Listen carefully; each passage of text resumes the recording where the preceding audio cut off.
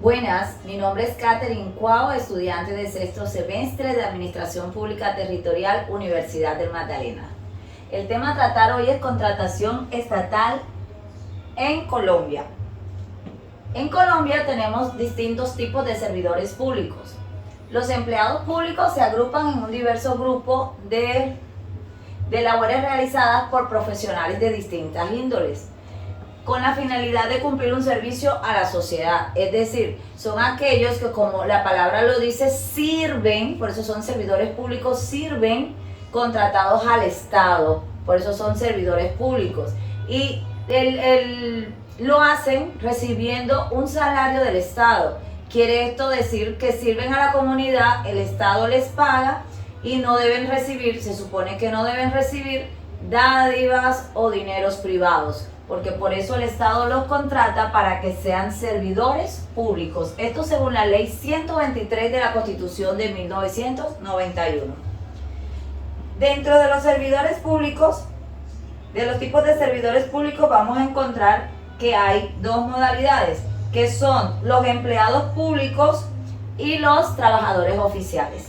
Los empleados públicos prestan labores diversas al Estado. Su vinculación es distinta a la de un trabajador oficial, pues la vinculación del empleado público se hace oficial luego de un acto de nombramiento y posesión, tras el cual se establece formalmente una relación laboral. La relación laboral de un empleado público es a través de un nombramiento o posesión. Este tipo de funcionarios puede vincularse por medio de las siguientes modalidades: empleado de carrera administrativa, empleado de libre nombramiento y remoción, empleado por periodo fijo, empleado temporal o provisional. Estas son las modalidades de un empleado público. Puede ser nombrado por carrera, es decir, la Comisión Nacional de Servicio Civil hace un concurso, hace un concurso en el que invita a toda la ciudadanía que cumpla con ciertos requisitos profesionales de perfil a que se unan a él, y luego los que ganan por méritos pueden lograr posesionarse como un empleado público de manera permanente, como en el caso de los docentes. Estos concursan a través de la Comisión Nacional de Servicio Civil. Ahorita estamos viendo que hay una convocatoria de la CNSC para bomberos. También vemos que hay convocatorias para que hagan parte en diferentes entidades del Estado. Quienes ganan estos concursos por méritos, esto también se le llama meritocracia, pueden posesionarse como empleados. Lo pueden hacer en un momento como una posesión en periodo de prueba. Pasando este tiempo, se posesionarán de manera permanente con el Estado como empleados de carrera. Encontramos empleados de libre nombramiento y remoción. Son aquellos que han sido designados de manera directa para brindar una serie de servicios, según lo establecido con detalle por el artículo 5 de la Ley 909 de 2004. Los empleados de libre nombramiento y remoción no gozan de las mismas garantías de los del régimen de carrera y pueden ser libremente nombrados y removidos en el ejercicio del poder discrecional que tiene la administración. Es decir, todas las administraciones, ya sean departamentales, municipales, tienen la facultad, han sido facultadas para escoger dentro de su periodo profesionales de esta forma, de libre nombramiento y remoción. También se les puede llamar nombramientos provisionales, por así decirles. Es algo temporal porque son facultades que se le ha dado a estos entes. Pero también hablaremos dentro de los servidores públicos, hablaremos también de los trabajadores oficiales. ¿Quiénes son? Son los que prestan su servicio en actividades, por lo general, mayormente, en actividades de construcción y obras públicas, y se vinculan con el Estado mediante un contrato de trabajo formal que es regulado por el régimen del servicio que se va a prestar ante determinada entidad. De esta manera el trabajador oficial tiene la potestad de discutir con su empleador, que es el propio Estado.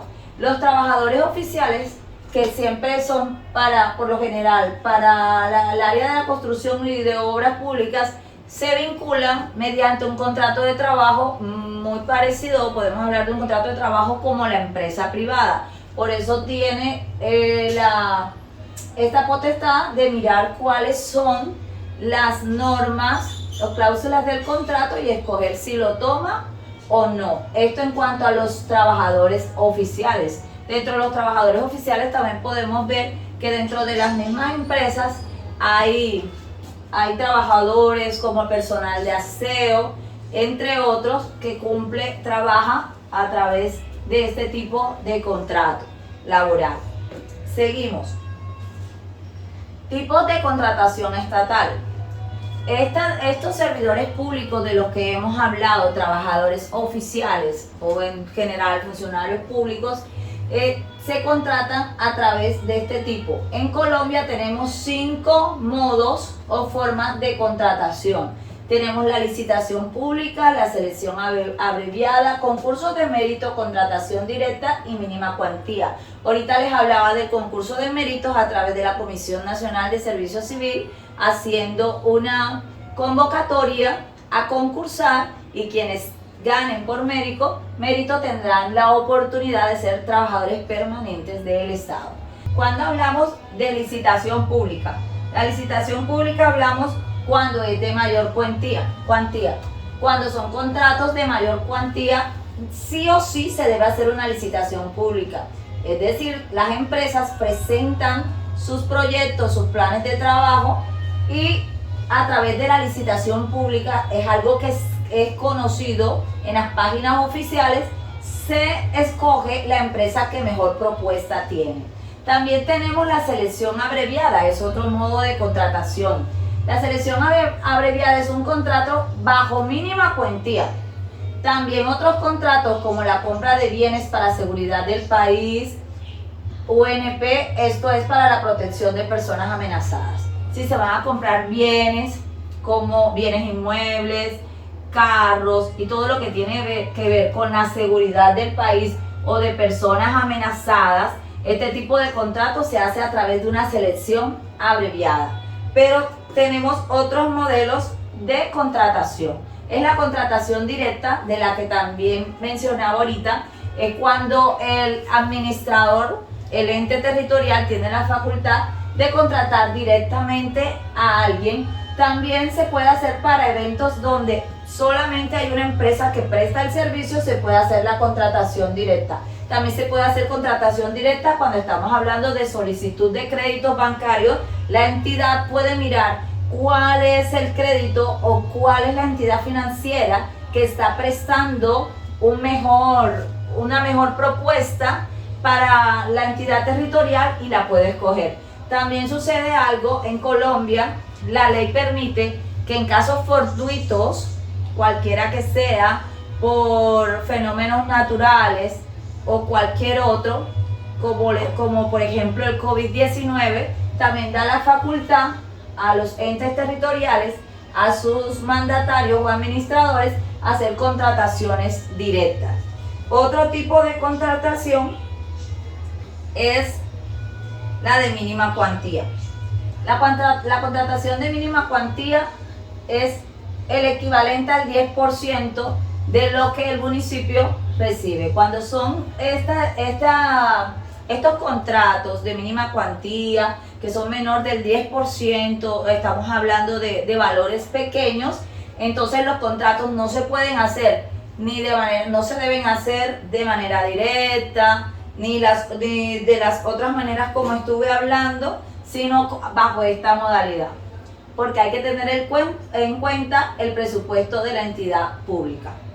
Hemos hablado de las distintas formas de contratación. Ahora hablaremos de las etapas de esa contratación. Tenemos la etapa precontractual, la contractual y la postcontractual. Cuando hablamos de la primera etapa precontractual, es esa etapa en la que planeamos, se toma el tiempo para mirar cuáles son las distintas entidades, escuchar propuestas, y seleccionar. La etapa contractual es la etapa de ejecución del proyecto. Se empieza a hablar de la etapa contractual desde el momento en el que el contrato ha sido firmado. En ese momento en el que se suscribe, podemos hablar de la etapa contractual, no antes. Luego de suscrito, se puede hablar de la etapa contractual, pero también miramos acá la etapa postcontractual. ¿Cuándo es la etapa postcontractual? Cuando se da por terminado el contrato, sea porque se ha terminado la obra o porque se llegó a la fecha límite. En este momento ya estamos en la tercera etapa postcontractual, es decir, se supone que ya debes haber sido ejecutado este proyecto para el cual se contrató. En esta etapa postcontractual es necesario liquidar ese contrato que se hizo, ya sea de manera normal porque ambas partes hayan cumplido con lo prometido. Eso sería una liquidación normal, pero también puede haber una liquidación anormal porque una de las partes no cumplió con lo acordado. Para eso entonces la ley nos permite extendernos en un plazo de tiempo mayor hasta llegar a un acuerdo. También podemos hablar de lo que se hace luego de la liquidación y entrega de la obra. Hablábamos que la obra se liquida en la etapa postcontractual independientemente de que haya cumplimiento o no, a la fecha fijada se debe liquidar. Luego de entregada la obra, si la obra llega a tener algún daño dentro de los 5 años siguientes, se debe hacer efectiva una póliza contados a partir de la entrega. No es que el proyecto lo ejecutaron el 5 de febrero y desde el 6 de febrero inicia a contar la póliza. No, la póliza cuenta desde el día en que se entrega. Si se terminó el 5 de febrero del 2021, pero la empresa lo entrega el 20 de marzo, desde el 20 de marzo empieza a correr el tiempo de la póliza. ¿Qué no cubre la póliza? Los amparos son amparo de cumplimiento de contrato. En caso de que la entidad con la que contratamos no cumpla con el tiempo, la póliza debe hacer valer o debe cumplirnos con esto, indemnizarnos. Un amparo de cumplimiento de salarios. Todas las personas que trabajan en esa obra deben ser pagas y si no, la póliza debe cubrirlo. Amparo de calidad de los elementos, que sean elementos de buena calidad, que cumplan con lo que se ha pedido. Amparo de anticipo de valor del contrato si se hizo en caso de que por algo se eche atrás el negocio, como decimos coloquialmente.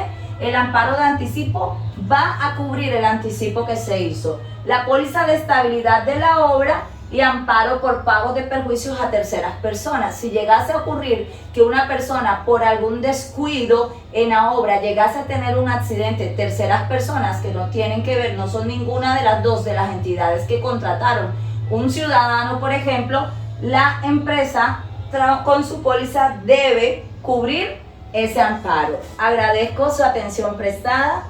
Muchas gracias.